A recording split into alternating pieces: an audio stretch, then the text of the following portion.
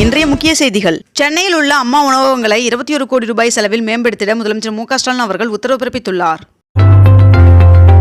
தமிழகத்தில் 10 ஆண்டுகளாக காத்திருக்கும் 410 ஆசிரியர்களுக்கு தகுதி அடிப்படையில் பணி நியமனம் வழங்க ஹைகோர்ட் உத்தரவு பிறப்பித்துள்ளது.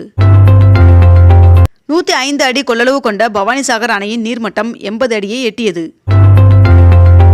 தேசிய நெடுஞ்சாலைகளை பயன்படுத்தும் போது முகப்பு கண்ணாடியில் உள்பக்கத்தில் ஃபாஸ்டேக் ஒட்டாத வாகனங்கள் சுங்கச்சாவடியை கடக்கும் போது அந்த வாகனங்களுக்கு 2 மடங்கு சுங்க கட்டணம் வசூலிக்க இந்திய தேசிய நெடுஞ்சாலை ஆணையம் உத்தரவிட்டுள்ளது. வங்கக்கடலில் நிலவிய குறைந்த காற்றழுத்த தாழ்வு பகுதி ஆழ்ந்த காற்றழுத்த தாழ்வு பகுதியாக வலுவடைந்தது. வருகின்ற ஜூலை 24ஆம் தேதி காவிரி மேலாண்மை ஆணைய கூட்டம் நடைபெற உள்ளதாக தெரிவிக்கப்பட்டுள்ளது. மயிலாடுதுறை வரையிலான மைசூர் ரயிலை கடலூர் வரை நீட்டிக்கப்பட்டதை தொடர்ந்து மத்திய அமைச்சர் எல் முருகன் அவர்கள் மேட்டுப்பாளையத்திலிருந்து காணொலி வாயிலாக தொடங்கி வைத்தார். தேசிய ஊரக வேலை உறுதி திட்டத்தில் பணி மேற்பார்வையாளராக ஒருவரை நியமிக்க மத்திய அரசு அனுமதி வழங்கியுள்ளது. காவிரி நீர்பிடிப்பு பகுதியில் கனமழை பெய்து வருவதால் தமிழகத்திற்கு வினாடிக்கு 75,000 கனஅடியாக நீர் திறக்கப்பட்டுள்ளது. தமிழக வெற்றிக் கழகத்தின் கொடி அடுத்த வாரம் வெளியாகும் என்று தகவல் வெளியாகியுள்ளது.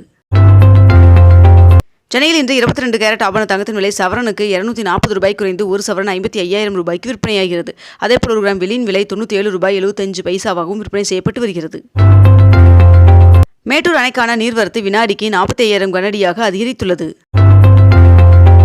தமிழ்நாட்டின் உள்துறை செயலாளராக இருந்த அமுதா IAS அவர்கள் வருவாய்த்துறை செயலாளராக மாற்றப்பட்டார்.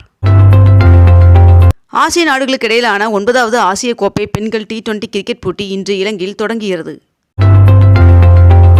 தமிழ்நாட்டில் 2024-25ஆம் கல்வியாண்டில் பொறியியல் படிப்பிற்காக கூடுதலாக 20,040 இடங்கள் சேர்க்கப்பட்டுள்ளதாக தகவல் வெளியாகியுள்ளது.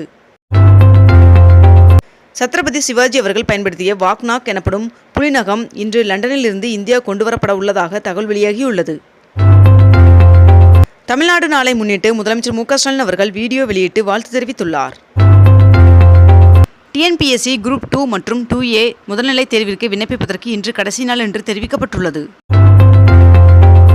தூத்துக்குடியிலிருந்து கோவை வழியாக மேட்டுப்பாளையத்திற்கு இன்று முதல் வாரத்திற்கு 2 நாட்கள் சிறப்பு ரயில்கள் இயக்கப்பட உள்ளதாக தெரிவிக்கப்பட்டுள்ளது. ரேஷன் கடைகளில் விற்பனை செய்ய தேவையான துவரம்பருப்பு பாமாயில் கொள்முதல் செய்வதற்காக தமிழக அரசு டெண்டர் கோரியுள்ளது. நீட் தேர்வு முடிவுகளை நகரங்கள் தேர்வு மையங்கள் வாரியாக இன்று மாலை 5 மணிக்குள் தேசிய தேர்வு முகமை வெளியிட வேண்டும் என்று உத்தரவிடப்பட்டுள்ளது. கோவையில் புத்தக திருவிழா இன்று தொடங்கி வருகின்ற ஜூலை 28ஆம் தேதி வரை அவிநாசி சாலையில் உள்ள கொடிசியா வர்த்தக கண்காட்சி வளாகத்தில் நடைபெற உள்ளதாக தெரிவிக்கப்பட்டுள்ளது. தமிழகம் முழுவதும் உள்ள அனைத்து ரேஷன் கடைகளுக்கும் நாளை விடுமுறை விடப்பட உள்ளதாக தமிழக அரசு அறிவித்துள்ளது. ஒருவர் பெயரில் 9க்கும் மேற்பட்ட சிம் கார்டுகள் வைத்திருந்தால் தண்டனை வழங்கும் புதிய சட்டத்தை ஒன்றிய அரசு அமல்படுத்தியுள்ளது. பெரம்பலூர் மாவட்ட வேலைவாய்ப்பு மற்றும் தொழில்நெறி வழிகாட்டு மையத்தில் இன்று வேலைவாய்ப்பு முகாம் நடைபெற உள்ளதாக தெரிவிக்கப்பட்டுள்ளது.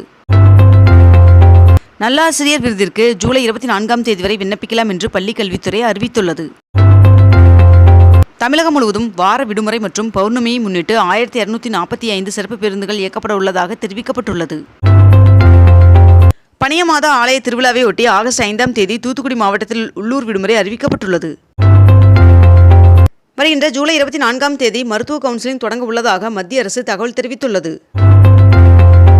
உத்தரப்பிரதேசத்தில் எக்ஸ்பிரஸ் ரயில் தடம் புரண்டு விபத்துக்குள்ளானது. இதில் 4 பேர் உயிர்ந்துள்ளதாக தகவல் வெளியாகியுள்ளது. இத்துடன் இன்றைய தலைப்புச் செய்திகள் நிறைவடைகின்றன. மேலும் இதுபோன்ற அண்மை தகவல்களை உடனுக்குடன் தெரிந்து கொள்ள அக்னிபூ சேனலை சப்ஸ்கிரைப் செய்து கொண்டு தொடர்ந்து இணைந்திருங்கள். நன்றி, வணக்கம்.